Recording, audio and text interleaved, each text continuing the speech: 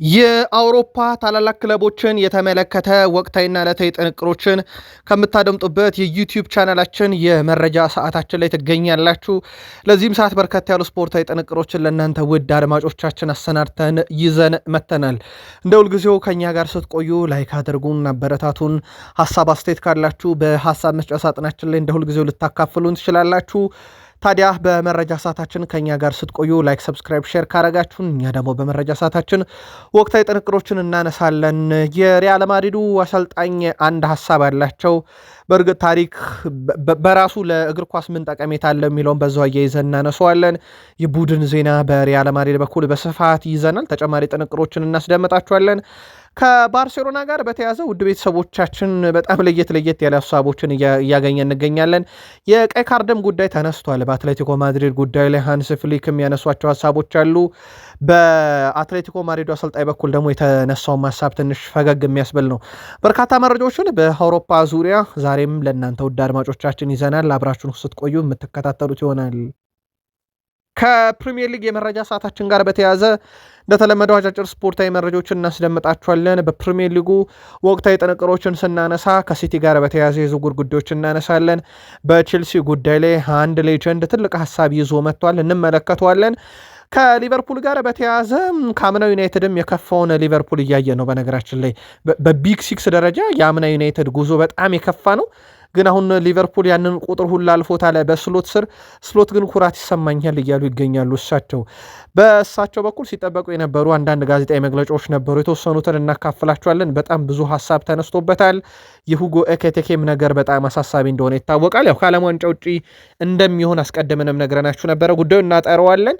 ተጨማሪ በርከት ያሉ መረጆችንም እያካፈልናችሁ ነው። በሊቨርፑል በኩል ቆይታ የምናደርገው በዩናይትድ የመረጃ ሰዓታችን የዝውውር ጉዳዮችን እናነሳለን። ሮይ ኪን ስለ ቡድኑ ያነሱ ሀሳብ መነጋገሪያ ነው። ማይክል ካሪክ አንድም ሰው በተመለከተ ትልቅ ውሳኔ ወስነው ነበረ። በዩናይትድ በኩል ከኤፍኤው ጋር የሚነጋገሩበት ተጨማሪ ጉዳይ ያላቸው እየተባለ ነው። ዩናይትድ ቤት አጫጭር ስፖርታዊ መረጃዎቻችን ዛሬም ለየት ያሉ ሁነቶችን እናነሳበታለን። ዝውውርንም በተመለከተ ተጨማሪ ጥንቅሮችን እናካፍላችኋለን። በአርሰናል የመረጃ ሰዓታችንም ወቅታዊ ጥንቅሮችን እናነሳለን። ሚኬል አርቴታ በቡድን ውስጥ እንግዲህ ምናልባትም በጣም ትልቅ ነገር የሚሞክሩበት ዓመት ላይ ናቸው። ሁሉ ነገር በእጃቸው ነው። ያንን በእጃቸው ያለውን ነገር እንዴት አድርገው ያሳኩታል ተብሎ የሚጠበቅበት ዓመት ነው። ከዚህ ጋር በተያያዘ ግን አርሰናል ምን አይነት ወቅታዊ ሁኔታዎች አሉ አርሰናል ቤት የሚለውን በስፋት እንዳስሳለን። በአርሰናል በኩል አንድ ሳምንት ሁሉንም ነገር የሚወስንበት ሰዓት ላይ እንደሆነ ይታወቃልና ከዚህ ጋር በተያያዘ ሌጀንዶችም ግዴታ ነው እያሉ ያሉበት አንድ ጉዳይ አለ። በርካታ መረጃ ነው የምናካፍላችሁ። ለአርሰናል ደጋፊዎችም ላይክ፣ ሰብስክራይብ፣ ሼር ካረጋችሁን ሀሳብ አስተያየታችሁን ከጻፋችሁልን እኛ ደግሞ መረጃዎቹን እያጋራናችሁን ቆያለን። ላይክ ማድረግ በድጋሚ እንዳይረሳም። አልቫሮ አርቤሎ በሲዝኑ ላይ ሀሳባቸውን አጋርተዋል። የሪያል ማድሪዱ አሰልጣኝ ይህ ሲዝን ሁሉንም ነገር አላጣንበትም ገና እያሉ ይገኛሉ። ምክንያቱም ሪያል ማድሪድ ስለሆነ ብለዋል። 15 ጊዜ ሻምፒዮንስ ሊግ ዋንጫ አንስቷል። በእግር ኳስ ውስጥ ግን ታሪክ ያን ያህል ጠቀሜታ የለውም። እግር ኳስ ውለታ አያውቅም ይባላል። ዕለታዊ ፐርፎርማንስ፣ ዕለታዊ ብቃት፣ ዕለታዊ ቡድን ጥራት በጣም ይወስኗል። አልቫሮ አርቤሎ በርካታ ተጫዋቾቻቸውን በተመለከተ ቹዋሚኒ፣ ቫልቬርዴ፣ ካማቪንጋ፣ እነ ሴባዮስ፣ እነ ቲያጎ ፓችን የተመለከተ መረጃ ይዘው ወጥተዋል። እንግዲህ እነኚህን የመተካት አቅም አለን እያሉ ነው። አንዳቸውን በአንዳቸው የመተካት አቅም አለን እና በጣም ምርጡን ቡድን ይሄ ከጉዳት ነጻ የሆነውን ምርጡን ቡድን ሜዳ ላይ ይዤ እገባለሁም ሲሉ ተደምጠዋል። በሰጡት ጋዜጣዊ መግለጫም ላይ በጨዋታው ጅማሮም ዙሪያ ሀሳባቸውን ሲያጋሩ ጨዋታውን ከመጀመሪያው ጀምሮ መቆጣጠር እንዳለባቸው በሁሉም ነገር ላይ ዝግጁ መሆናቸውን ተናግረዋል። በግል ብቃት፣ እንደ ቡድን፣ በስሜትም ደረጃ፣ በአስተሳሰብ፣ በተክለሰውነት ጥንካሬ፣ በታክቲክ ጉዳይ፣ በቴክኒካልም ጉዳይ በሁሉም ነገር ተዘጋጅተናል ብለዋል። እሳቸው በአሊያንዝ አሬና ለሚደረገው ጨዋታና ባየር ሙኒክን ለማሸነፍ በጣም በራስ መተማመናችን አሁን ከፍ ያለ ነው እያሉ ይገኛሉ። ሁሉንም ነገር ሜዳ ላይ ለማሳየትም ቡድኔ ዝግጁ ነው ሲሉ ተደምጠዋል። በሪያል ማድሪድ በኩል በርካቶች እንደውም የመጀመሪያ ዙር ጨዋታ ቤርናቢዮ ላይ ከመደረጉ በፊት ሲቲን ያሸነፈበት መንገድ ታይቷልና በወቅታዊ ብቃት ጥሩ ያልነበረው ሪያል ማድሪድ ነው ሲቲን እንደዛ ያሸነፈውና በርካቶች በቃ ሪያል ማድሪድ የአውሮፓ ሻምፒዮንስ ሊግ ላይ ሲሆን የማይሸነፈው ቡድን ነው ሲሉ በርካቶች ግን አንድ ደግሞ በተቃራኒ ያነሱት ሀሳብ ባየር ሙኒክ ላይ እንደዛ መደረግ አይችልም፣ ባየር ሙኒክ ወቅታዊ ብቃቱ የቡድኑ ጥራት በጣም ከባድ ነው እየተባለ ነበር። ለማንኛውም እሳቸው ግን 100% እርግጠኛ ነኝ እያሉ ነው አሊያንዝ አሬና ላይ ውጤቱ እንደምንቀለብሰው። ኬሊያን ምባፔ በቡድን ውስጥ እንግዲህ ልምምዶችን አድርጓል። የሪያል ማድሪድን ቡድን በተመለከተም በቂ ጥራት አለን ብሏል። ግን ችግሩ ጉዳት ቡድኑን እያስቸገረው እንደሆነ እሱም ተናግሯል። እግር ኳስ የአንድ ሰው ስራ ብቻ አይደለም፣ በቡድን የሚሰራ ስራ ነው እና በቡድን የሚመጣ ውጤት ነው። የሁሉም ኃላፊነት ነው። ቡድኑ ጥራት ቢኖረውም በተወሰነ መንገድ ግን ያጣናቸው በጉዳት ምክንያት ያጣናቸው ተጫዋቾች አሉ ብሏል።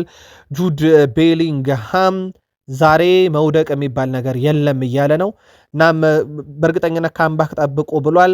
በአውሮፓ ሻምፒዮንስ ሊግ የትኛውንም አይነት መጥፎ ውጤት መቀለበስ ይቻላል። ይህን ከዚህ በፊት አድርገነዋል። ሁሉንም ነገር የምንሞክርበት ነገር ነው። በቃ የዛሬው ልክ እንደ ዓለም ፍጻሜ ያክል ሁሉንም ነገር የምንሞክርበት ነው እያለ ይገኛል።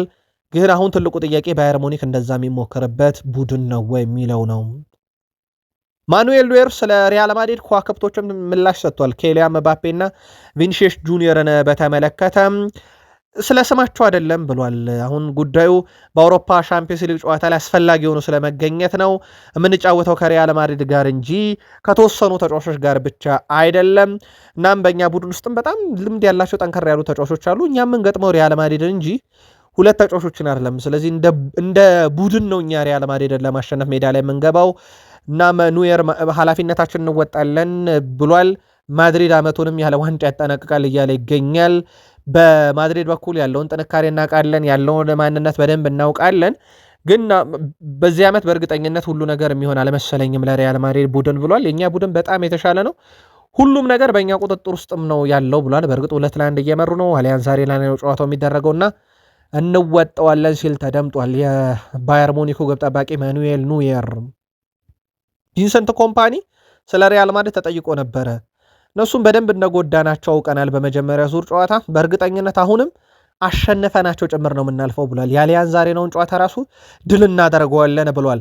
ከዚህ ጋር በተያያዘ የአውሮፓ ሻምፒዮንስ ሊግ ተጠባቂ የመልስ ጨዋታን ከሪያል ማድሪድ ጋር የሚያደርጉት ባቫሪያኖቹ ለሰራተኞቻቸው ትዕዛዝ ያስተላልፈዋል። ሞኒኮች የክለቦቹ ሰራተኞች ጨዋታው ቀይ ቲሸርት ብቻ ለብሰው በስቴዲየም እንዲገኙ አሳስበዋል። ከክለቡ ሰራተኞች በተጨማሪ ለክለቡ ደጋፊዎችም ተመሳሳይ ጥሪ በመተላለፉ ለክለቡ ቅርብ የሆኑ ምንጮች አረጋግጠዋልና አሊያንዝ አሬናን ቀይ በቀይ እናደርገው ብለዋል። ስለዚህ አይደለም ደጋፊው፣ ሰራተኛው ያው ግዴታው ስለሆነ ትዕዛዝ ተላልፎለታል ቀይ ለብሶ እንዲመጣ። ለደጋፊው ደግሞ ጥሪ ቀርቦለታል። ውዱ ደጋፊያችን ሆይ ቀይ በቀይ ለብሰናልን ተብሏል።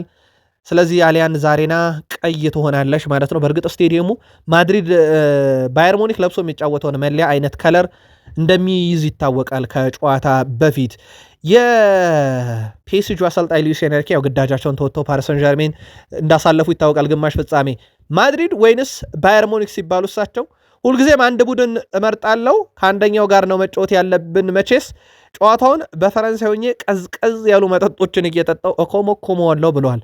ቀጣይ ተጋጣሚያቸው ወይ ባየር ሙኒክ ወይ ሪያል ማድሪድ እንደሚሆንባቸው ይታወቃል። በመጀመሪያ ዙር ጨዋታ ዳኛው እንግዳ የሆኑ ውሳኔዎችን ወስነው ነበረ። ጨዋታውን በዳኝነት የተበደልነው ገና በሜዳችን በካምፕኑ ሳለን ነው ይላል ፍራንኪ ዲዮንግ። በጨዋታው እንደበለጥናቸው አምናለሁ። በሁለቱም በካምፕኑም በሜትሮፖሊታኖም የጨዋታው የበላይነትን የወሰድነው እኛ ነበርን። ግን ከመጀመሪያው ዙር ጨዋታ ጀምሮ የነበሩ የዳኝነት ውሳኔዎች ዋጋ አስከፍለውናል። በተለይ በገዛ ሜዳችን በነበረው ጨዋታ የተፈጠረው ሁነት እኛን በብዙ ጎርቶናል ሲል ተደምጧል።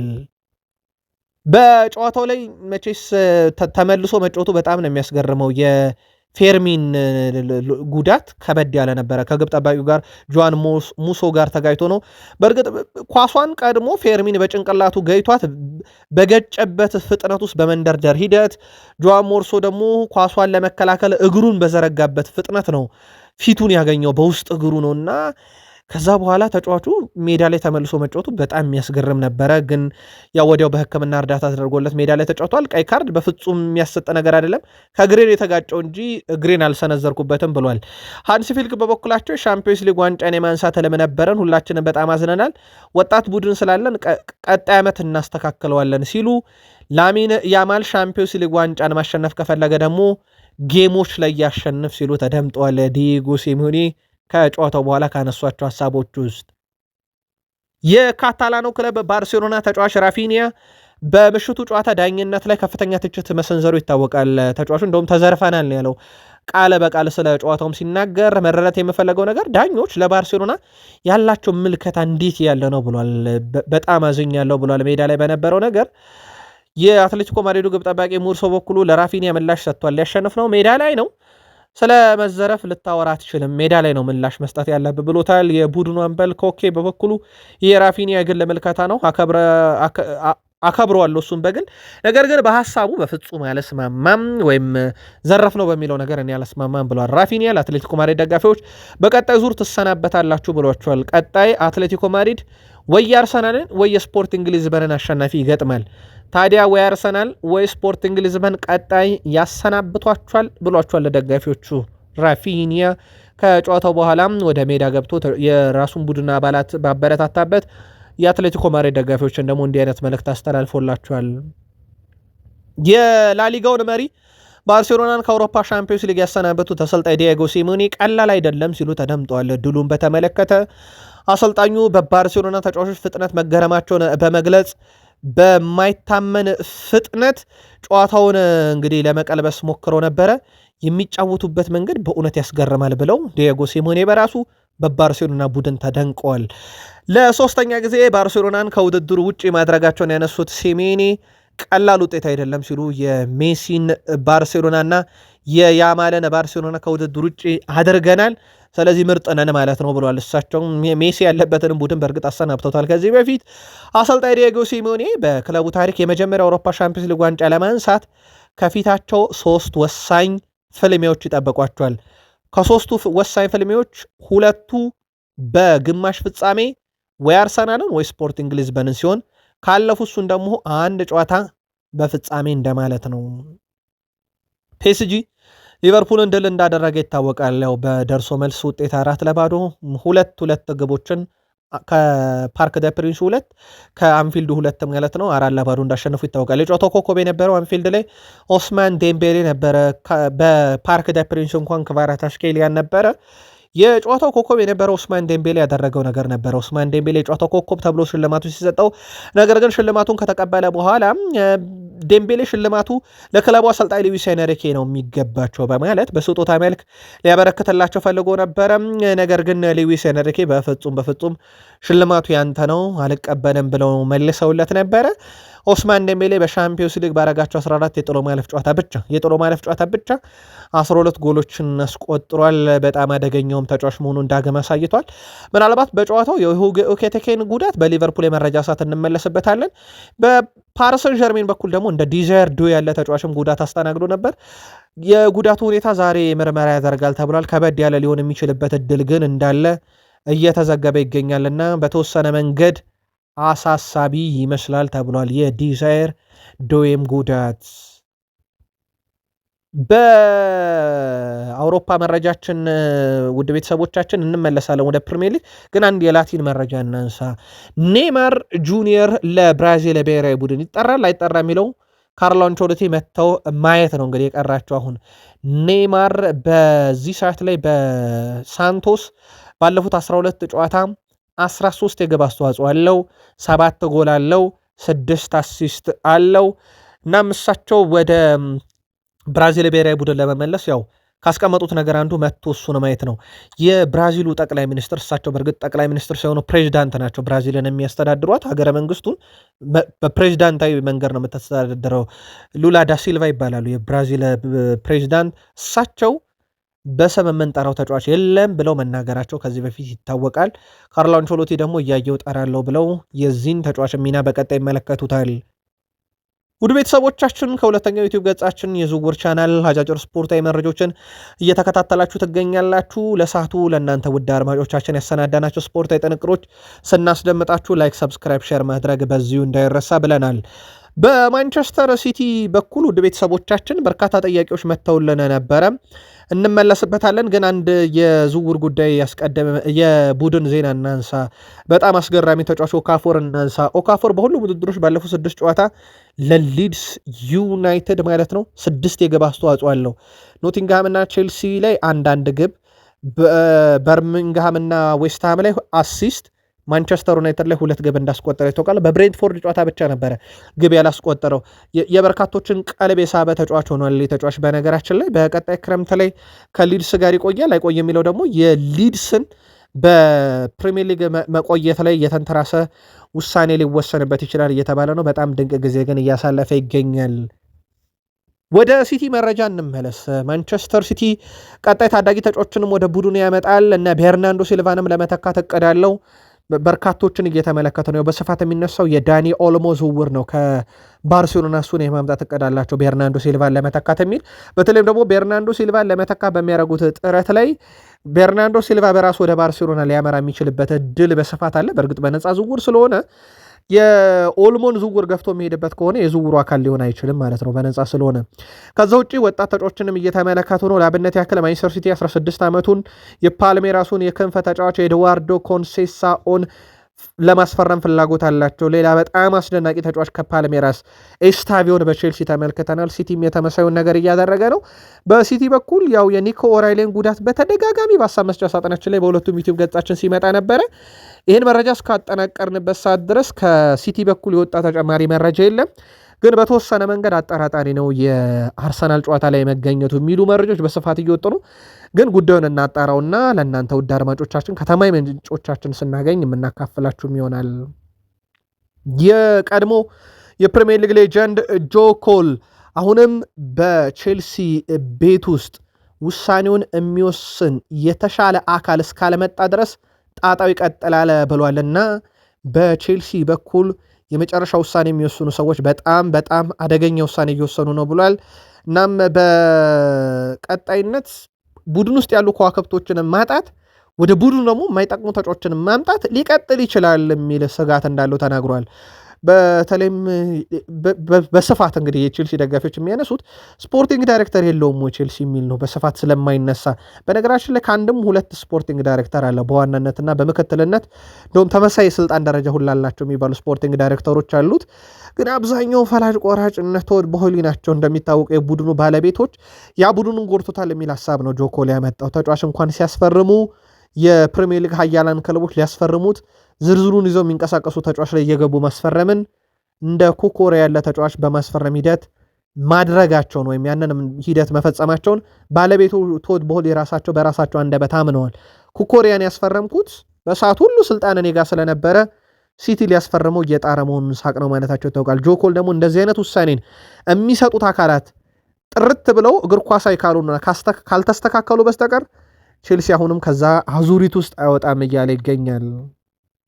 ሊቨርፑል ከታሪካዊው መጥፎ 19 ጨዋታ ሽንፈት እኩል ሊሆን ውድ ቤተሰቦቻችን አንድ ሽንፈት ብቻ ነው የቀረው። አንድ ሽንፈት ከተሸነፈ ሊቨርፑል ታሪካዊን መጥፎ ሽንፈት ይደግመዋል። ይህ የሚሆነው በአርኔ ስሎት ስር ነው።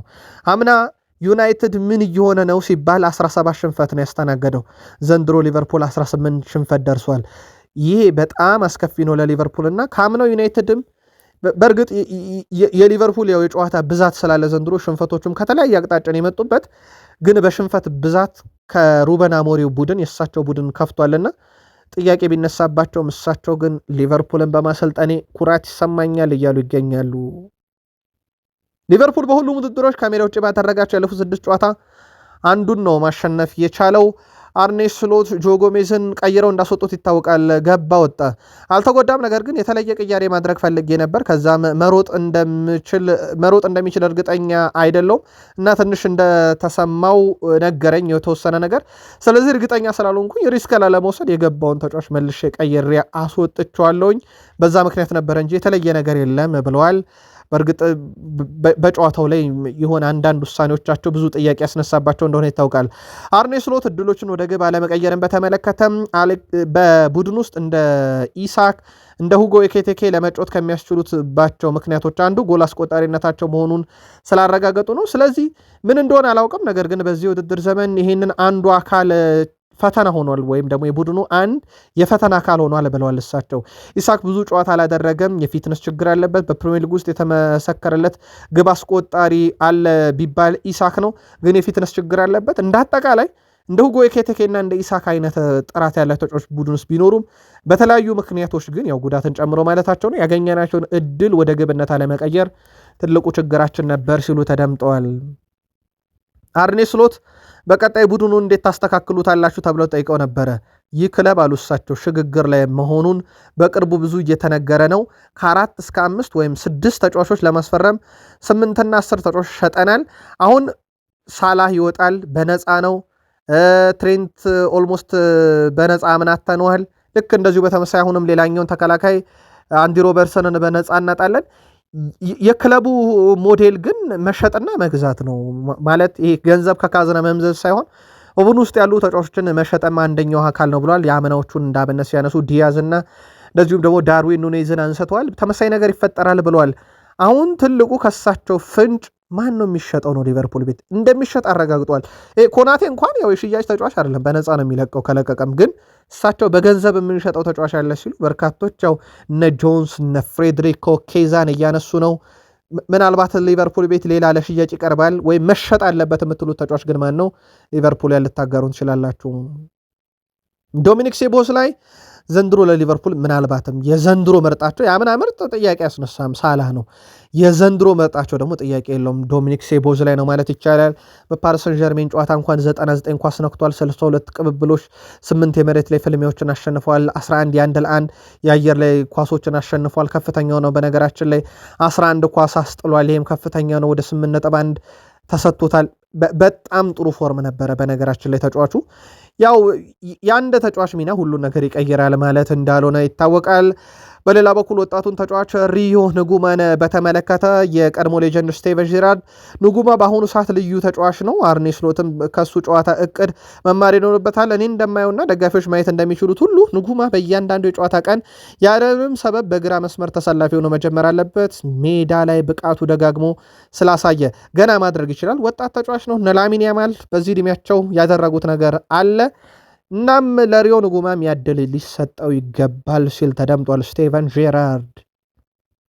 በሁጎ ኤኬቴኬ በኩል ያው በጣም አሳዛኝ ተጫዋች ነው። የዓለም ዋንጫ በዚህ ሰዓት ደርሷልና ጉዳቶች በዚህ ሰዓት ለሁሉም አሳዛኝ ነው። የመርሳይዶ ክለብ ሊቨርፑል የፊት ወሰር ተጫዋች ሁጎ ኤኬቴኬ ከቡድኑ ከበድ ያለ ጉዳት አጋጥሞ ከቡድን ስብስቡ እንግዲህ በጉዳት ምክንያት ከቋሚ 11ዱ ጨዋታው በጀመሩ ሰዓታት ውስጥ እንደወጣ ይታወቃል። እንደ ታማኝ የመረጃ ምንጮች ዘገባ መሰረት ሁጎ ኤኬቴኬ በዓለም ዋንጫው እንደማንመለከተው ሲገለጽ ጉዳቱ እስከ 7 ወር ከሜዳ ሊያረቀው ይችላል እየተባለ ይገኛል።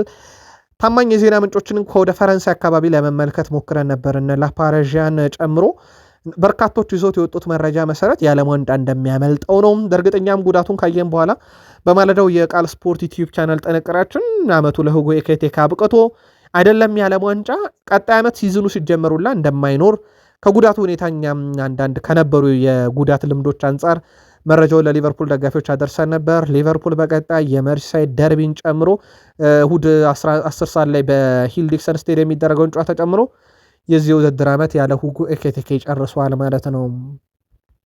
በሊቨርፑል በኩል ምናልባት ልናካፍላችሁ ሌላ የወደድ ነው የቀድሞ የመርሴይዱ ክለብ ሊቨርፑል እና የኒካስል ዩናይትድ ተጫዋች ጆን ጆሽ ሼልቪ ጫማውን መስቀሉን ይፋ አድርጓል። የ34 ዓመቱ የቀድሞ የመሃል ሜዳ ተጫዋች ጆን ጆሽ ሼልቪ ጫማውን መስቀሉን ተከትሎ በአሰልጣኝነት መሾሙም ተዘግበዋል። ሼልቪ በቀጣይ በተባበሩት አረብ ኤምሬትስ 3ኛ ዲቪዚዮን እየተወዳደረ የሚገኘውን አረቢያን ፋልኮን በአሰልጣኝነት ይመራል ተብሎ እንደሚጠበቅ ተረጋግጧል። ያው በሊቨርፑል እናውቀዋለን እንጂ በበርካታ ክለቦችም በእርግጥ ተዘዋውሮ እንደተጫወተ የሚዘነጋ አይደለም። በሊቨርፑል በኩል ያው ያነሳነው ተጫዋቹን በሊቨርፑል በርካቶች በእግር ኳስ ሕይወቱም ስለሚያውቁት ነው። ኦሊ ጉናር ሶልሻየር የቀድሞ የማንቸስተር ዩናይትድ አመጣጣቸው ልክ እንደ ካሪክ እስከ ውድድር ዓመት ጊዜያዊ ተብለው በጊዜ አሰልጣኝነታቸው ባሳዩት ድንቅ ብቃት ቋሚ የሆኑ ካሪክም ለረጅም ጊዜ አሰልጣኝ ሆነው የሚቀጥሉ ለቋሚነትም እጩ ሆኑ እንደሆነ ይታወቃል። ታዲያ ቀድሞ አሰልጣኝ ኦሌ ጉናር ሶልሻየር ማንቸስተር ዩናይትድ በሊድስ ዩናይትድ የደረሰበትን ሽንፈት በተመለከተ ማንቸስተር ዩናይትድ በተለይ ኳስ በሌላቸው ጊዜ የሚፈለገው ጥንካሬ ጎድሏቸዋል፣ ጫና የመፍጠር ስራቸው የተቀናጀ አይደለም፣ እንዲሁም ብዙ ተጫዋቾች የተጋጣሚን እንቅስቃሴ አስቀድሞ ከመገመት ይልቅ ምላሽ ለመስጠት ብቻ ይሞክራሉ፣ በመከላከል ረገድ በጣም የተዳከሙ ናቸው፣ በአማካኝና በመከላከል መካከል ያሉ ክፍተቶችን በቀላሉ ይጋለጣሉ።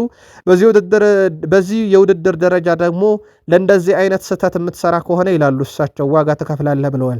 በማጥቃት ረገድም ቢሆን ትክክለኛ ቅንጅት የለም። እንደ ቡድን በተዋቀረ መልኩ ከመጫወት ይልቅ በግል ተጫዋች በራሳቸው ሆነ ነገር ለመፍጠር ሲጥሩ ነበር ማንቸስተር ዩናይትድ ቤት ብሏል የቀድሞ አሰልጣኝ ኦሌ ጉናር ሶልሻየር።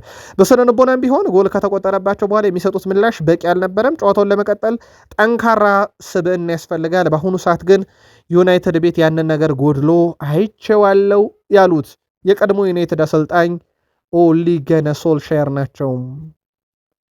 ከዚህ ጋር በተያዘ የቀድሞ የዩናይትድ ሌጀንድ ሮይ ኪንም ምንም ኢነርጂ የሌለው ምንም አይነት ጥራት የሌለው አማካኝ ክፍል አይቻለውኝ፣ ይሄ በሊድስ ዩናይትድ የደረሰባቸው ሽንፈት ዋናው ምክንያት ነው ብሏል። ለዚህም መሀል ሜዳውን እንደወቀሰ ይታወቃል። ሮይ ኪንም በእርግጥ የኦሌ ጉናር ሶልሻየርም ያው ትችቱ ሞር መሀል ሜዳው ላይ ያተኮረ እንደሆነ ይታወቃል። ዩናይትድ በእርግጥ እቺ ችግሩ ገብተዋለች መሀል ሜዳው እንደሆነ። እዚህ መሀል ሜዳ ላይ አንጋፋው ካዜሜሮ በዩናይትድ ቤት እድለቢሱ ወይም ደግሞ ገደቢስ እያሉ የሚተቹት ማኑኤል ኡጋርቴ አንድ ላይ ተሰልፈው የተጫወቱበት በጣም ክሬቲቭ ነው፣ ወጣት ነው የተባለው ኮቢ ማይኖ ደግሞ በጨዋታው በጉዳት ምክንያት ያልነበረበት የመሃል ሜዳ ክፍል እንደነበረ ይታወቃል። ያው በጣም አደገኛው የመሃል ሜዳ ክፍል ያው ብሩኖ የ10 ቁጥር ሚና ስለሚወስድ ብዙ ጊዜ ከመከላከል ይልቅ ማጥቃቱ ላይ እንደሚያግዝ ይታወቃልና እነ ሮይ ኪንም የተቹት የሜዳ ክፍል እንደነበረ ይታወቃል። ከዝውውር ጋር በተያዘ ታዲያ ማንቸስተር ዩናይትዶች የባርሴሎናን ተጫዋች እየተመለከቱ ነው፣ ፌራን ቶሬዝን። በነገራችን ላይ የቀድሞ የማንቸስተር ሲቲ አጥቂ ነበረ ፌራን ቶሬዝ፣ 50 ሚሊዮን ፓውንድ አካባቢ ይገመታል። ባርሴሎና ተጫዋቹን ስለመሸጥ እስካሁን ያለው ነገር የለም። ዩናይትዶች ይህንን ተጫዋች እየተመለከቱት ነው ተብሏል።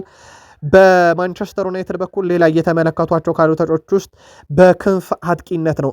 ይሄ የተረጋገጠ ነው። በነገራችን ላይ ዩናይትድ 6 ቁጥር በስፋት ተጋኑ ተነገረ እንጂ ዩናይትድ የግራ ክንፍ አጥቂም ይፈልጋል። ራሽፈርድና ጋርናቾ መውጣት በኋላ ቦታው ላይ ትክክለኛ ሰው እንደሌለው ይታወቃል። በማቲያስ ኩኛ ይጫወታል፣ ግን ተፈጥሯዊ ቦታው እንዳልሆነ ማይክል ካሪክ በራሳቸው እንዳረጋገጡም ይታወቃል። ማንቸስተር ዩናይትድ በክረምት ማርከስ ራሽፎርድን በዋነኝነት ለመተካት እንደ ኒኮ ዊሊያምስ አይነት ተጫዋቾችን በዝርዝር ውስጥ አሉት።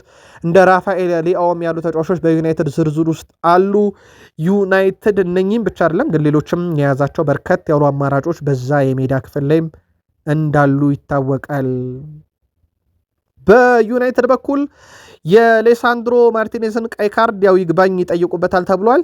ከዛ ውጭ ግን የማጓየርንም የጨዋታ ቅጣት ሁኔታ እየተጠባበቁ ይገኛሉ። ተጨማሪ ቅጣቶች ይቀጣል በሚል ምክንያቱም ደግሞ ያው በጨዋታው ቀይ ካርድ አይቶ ሲወጣ ከኢንተርናሽናል ብሬኩ በፊት በነበረ ጨዋታ ላይ ቀይ ካርድ አይቶ ሲወጣ በበርንማውዝ ጨዋታ ካልተሳሳትን አይደለ ያ ጨዋታ ላይ በቀይ ካርድ ሲወጣ ከዳኛው ጋር አላስፈላጊ ንግግሩ ነበረ ለቅጣት ይዳረገዋል ተብሎ የነበረው። ለማንኛውም የሱንም ጉዳይ እየተመለከቱ ነው ተብሏል።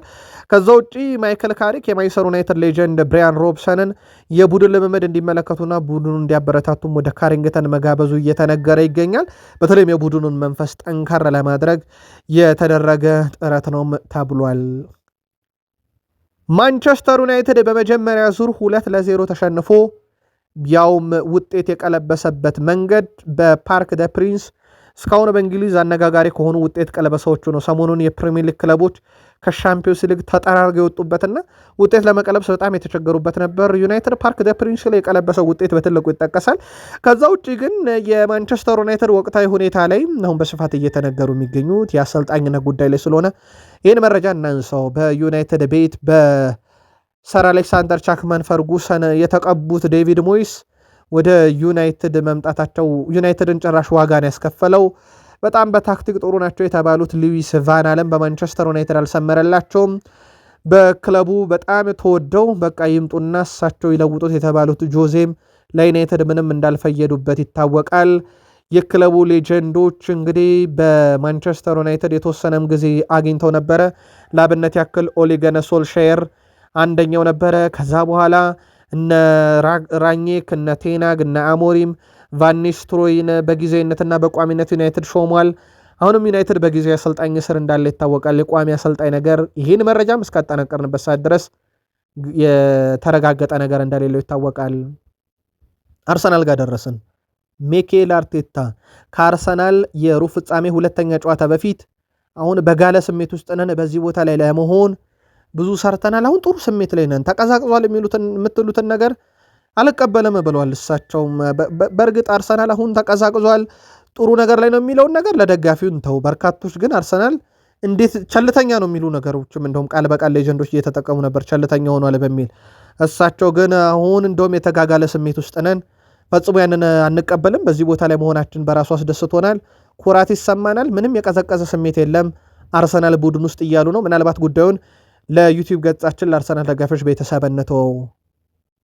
አርሰናል በዚህ ውድድር ዘመን በኤምሬትስ ስቴዲየም በሻምፒዮንስ ሊግ ጥሩ ብቃት አለው። 5 ጨዋታ 5 ድል 14 ጎል አስቆጥሯል። ጥሩ ፎርም አለው። የእንግሊዝ ክለቦች ሁሉ ተጠራርገው ሲወጡ ቶትንሃም፣ ሲቲ፣ ቼልሲ፣ ኒውካስል፣ ሊቨርፑል ብቸኛው ህልውና ያለው ቡድን አርሰናል እንደሆነ ይታወቃል። ያው የት ድረስ ይሄድበታል የሚለውን ግን ያው ሰዓታት የሚወስኑት ቢሆንም ማለት ነው። ግን በጣም አስገራሚ ነገር ውድ ቤተሰቦቻችን የአርሰናልን ሁሉ ነገር አንድ ሳምንት ይወስኗል። እንደውም ዛሬ ላይ ሆነን ከቆጠርን ሮብ ጨዋታ ያደርጋል አርሰናል፣ ሐሙስ፣ ቅዳሜ ብሎ እሁድ ሌላ ጨዋታ ያደርጋል። አርሰናል በ4 ቀን ውስጥ አመቱን ይወስኗል። ከምን ያህል ዋንጫ ጋር ይገናኛል? ያው 2 ዋንጫ ነው የቀሩት። ከምን ያህሉ ይገናኛል፣ ምን ያህሉ ይቀርበታል የሚለውን ፍንጭ ይሰጣል። ኤፍኤ ካፕ እና ካራባው ካፕ አርሰናልን አስቀድሞ ያመለጡት ዋንጫዎች ናቸው። ካራባው ካፕን በፍጻሜ ደርሶ በሲቲ፣ ኤፍኤ ካፕን በሳውዝሃምፕተን ተሸንፏል በሻምፒዮንሺፑ ክለብ። አሁን ከስፖርቲንግ ሊዝበን ጋር የአውሮፓ ሻምፒዮንስ ሊግ ጉዞን የሚቀጥልበት ወይንስ የፊታችን እሁድ ከ4 ቀን በኋላ ኢታድ ስቴዲየም ላይ የፕሪሚየር ሊግ ጉዞን የሚቀጥልበት ወይስ የሚለው በ4 ቀን ውስጥ ከአንድ ሳምንት ባለሰ ጊዜ ምላሽ ያገኛል። የቀድሞ የአርሰናል ሌጀንድ ቴሪ ዳንኤል ሆነሪ ሐሳቡን አጋርቷል። ከስፖርቲንግ ሊዝበን ጋር ስላለው ጨዋታ ሲናገር እንደ ኦነሪ እምነት ከሆነ አርሰናል ለማንኛውም ትልቅ ፈተና ዝግጁ መሆኑን የሚያረጋግጠው ጨዋታውን ሲያሸንፍ ነው። አርሰናል ምን ያህል ዝግጁ ነው፣ ምን ያህል ጠንካራ ነው፣ ምን ያህል ዓመቱን በዋንጫ የማጠናቀቅ አቅም ያለው የሚለውን የምንወስነው እንደዚህ አይነት ምሽቶችን ሲያሳልፍ ነው የሚሉ መረጃዎች በስፋት እየወጡ ይገኛሉ። ከዚህ ጋር በተያያዘ እንግዲህ የሚኬል አርቴታ ሐሳብ እንግዲኛ ምንም ቀዘቀዘን የሚባል ነገር የለም ተቀባይነትም የለውም ማለቱ ይታወቃልና ከዚህ ጋር በተያያዘም ቴሪ ዳንኤል ድል አድርጋችሁ አሳዩን እያለ ነው። የአርሰናል 1-0 ጨዋታውን እየመራ ስለሆነ 0-0ም አርሰናልን እንደሚያሳልፈው ይታወቃል። ግን ለዛ አይነት መንገድ አርሰናል ወደ ሜዳ ይገባለው የሚለው በራሱ ትልቁ ጥያቄ ነው። ምሽት 4 ሰዓት ጨዋታው ይደረጋል። አርሰናል 1-0 እየመራ ነው። ጨዋታውን ኤምሬትስ ላይ ነው የሚደረገው። ሁለቱም ቡድኖች እንግዲህ ማለፍ የሚችሉበት ደረጃ ላይ ናቸው። በነገራችን ላይ ተስፋ የሚያስቆርጥ ውጤት አይደለም ለስፖርቲንግ ሊዝበንም። ቀጣይ የሚገጥሙትን ቡድን አውቀውታል። አትሌቲኮ ማድሪድን ነው። ዛሬ ምሽት 4 ሰዓት ሲደረግ ሳይሬል ሙኒህ የጨዋታው ዳኛ ናቸው። ከዚህ ጋር በተያያዘ አርሰናል በኩል ጉዳት ላይ የነበሩት ኢዜና ፔሮ ሄንካፔ ወደ ቡድኑ ተመልሰዋል። የተወሰኑት አጠራጣሪ ናቸው። ለጊዜው ስማቸውን ከመጥራት እንቆጠብ። ያው ሚኬል አርቴታን ማመን ስለሚቸግር ማለት ነው እሳቸው የሰጡትን ጋዜጣዊ መግለጫ።